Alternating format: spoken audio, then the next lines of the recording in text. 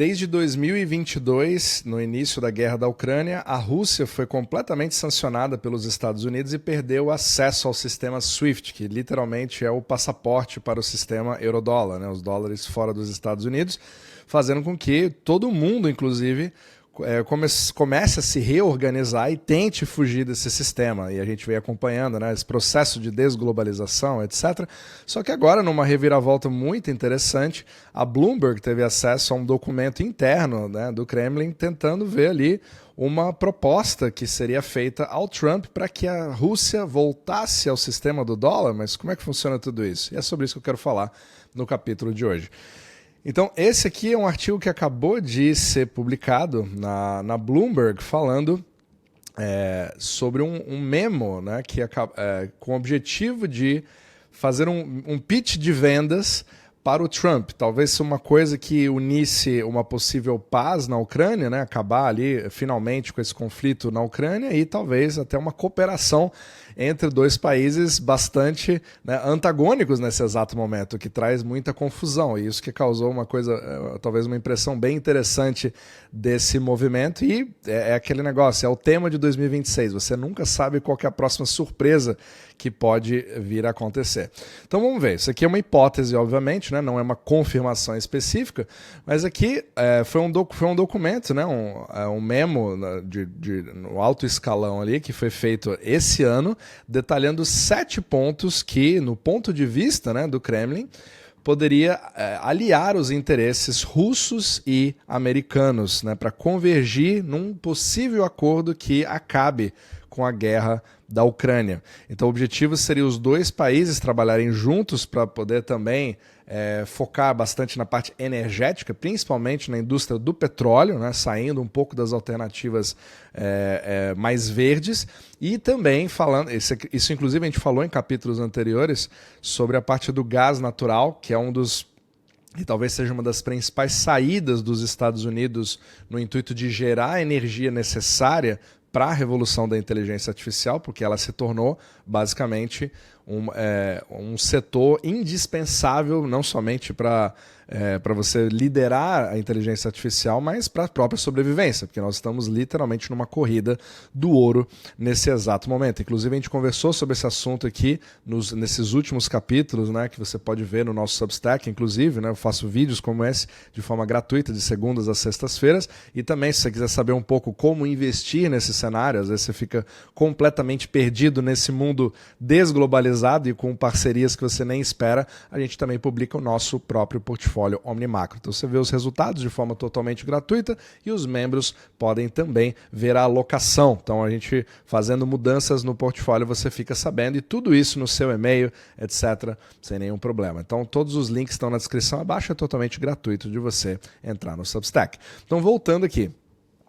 Essa proposta, né, ela circulou entre os oficiais russos, falando aqui, mostrando o pensamento do Kremlin e as táticas no momento que pode ser que você tenha um acordo entre os dois lados, né, para tentar negociar isso.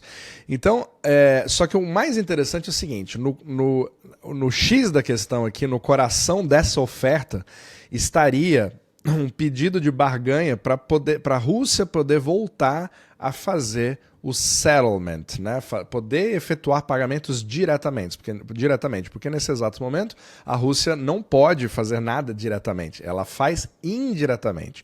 Então ela usa, por exemplo, bancos parceiros, você pode fazer uma ligação para um banco no Uzbequistão e ele executar ordens por você. Então é uma forma que a Rússia, inclusive, está fazendo, porque na Rússia, pelo menos se você estiver na Rússia nesse exato momento, você pode até me falar, né, como é que está a vida por aí, mas eu já vi vários relatos, inclusive recentes, mostrando que não falta absolutamente nenhuma comida no supermercado. Você teve substituição, né? Você teve até um McDonald's que saiu da Rússia e foi substituído por uma coisa local, só que você ainda consegue fazer pagamentos, inclusive com Visa, Mastercard, que em princípio estariam banidos, mas alguns bancos você ainda consegue, e tem o sistema paralelo ali, que é esqueci o nome não sei se era Mir, alguma coisa, que é um sistema sistema que você usa na Rússia para fazer esses pagamentos, mas a vida continua, só que bastante limitado, porque o acesso ao sistema euro-dólar é extremamente importante para você justamente expandir e não ter todas aquelas sanções, principalmente na parte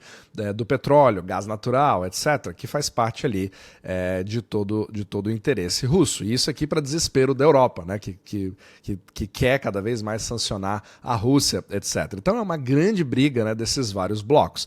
E aqui você veria uma cooperação desses dois países, caso isso aconteça. Então ele fala até, seria um movimento que criaria uma reversão extraordinária da política do Kremlin, talvez até uma mudança drástica, dramática das finanças globais.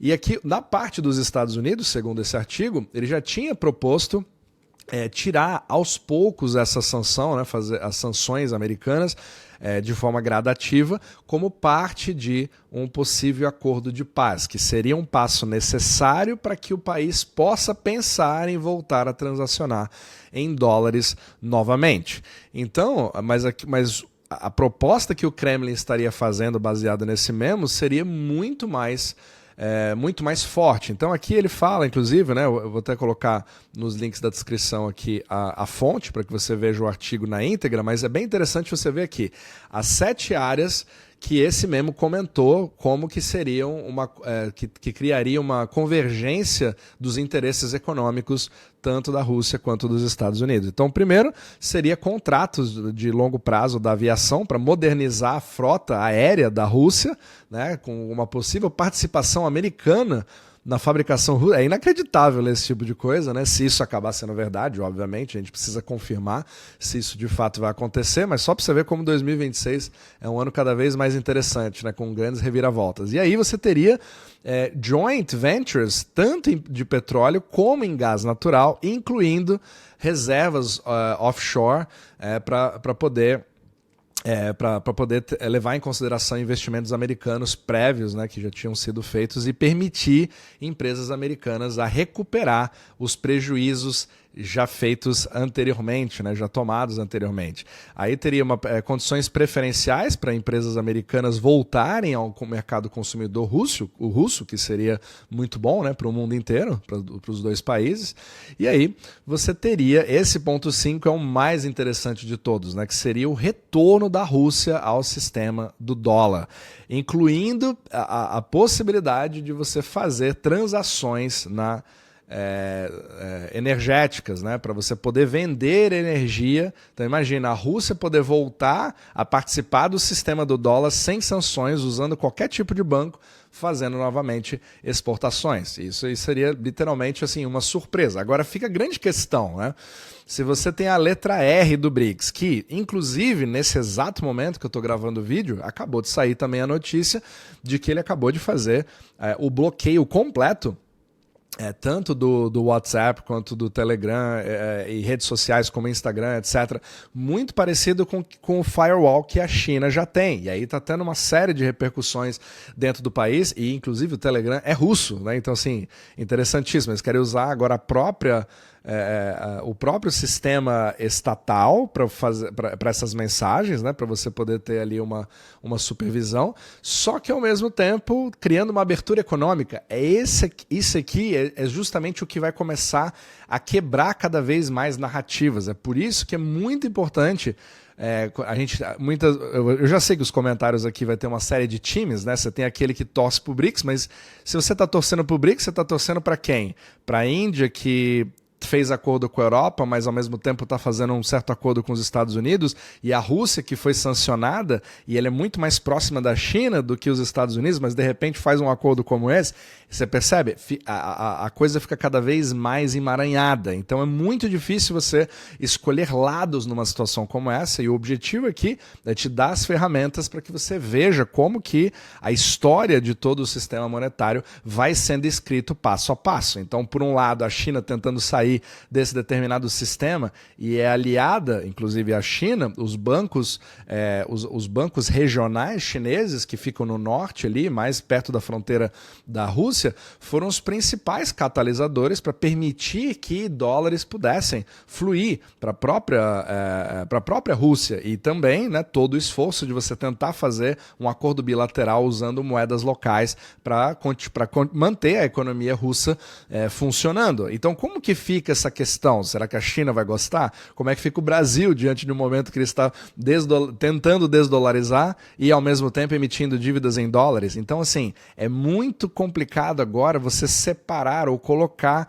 determinadas etiquetas, né, ou nomenclaturas para os países, porque todos agora estão preferindo essa multilateralidade com blocos que às vezes vão ter efeitos ali de bastante dissonância, né, em relação aos seus interesses em uma esfera econômica e posições completamente diferentes na esfera bélica. Porém, os dois vão entrar em choque, certo? Em algum momento. Então, muito interessante você ver esse tipo de reviravolta caso de fato aconteça.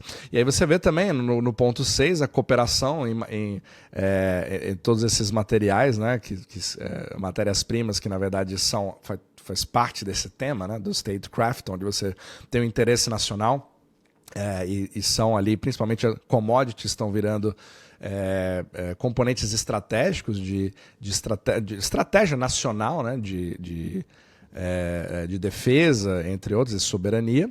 E aí, os dois países, imagina, os dois países trabalharem juntos para promover os combustíveis fósseis como uma alternativa da ideologia verde, etc., né, do aquecimento global, etc., e criar todas essas soluções de baixas emissões, né, que vem fazendo com que a China e a Europa fiquem muito mais próximas dos carros elétricos, etc. Então, criar uma frente a isso. Então, isso contraporia a China. Então, muito interessante para ver se isso vai, de fato, ocorrer. Mas recomendo fortemente você dar uma olhada nisso. E é o tipo de notícia que acaba pegando muitos de surpresa, mas, na verdade, ele faz parte de um tema que nós a gente já vem falando sobre isso nesse podcast há meses, né, que é o componente do statecraft. Então, esse tipo de reviravolta, independente se ela aconteça ou não, porque exatamente o contrário